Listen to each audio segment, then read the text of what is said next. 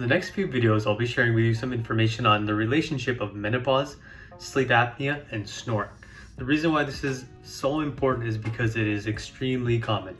Women who are going through menopause have lower levels of estrogen, progesterone, all of which can result in an increased risk of not only snoring, but also sleep apnea.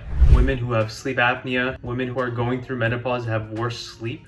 And when you combine these things, you have someone who is at higher risk of developing a whole host of sleep issues, daytime fatigue, mood issues, and is sort of like just the perfect storm.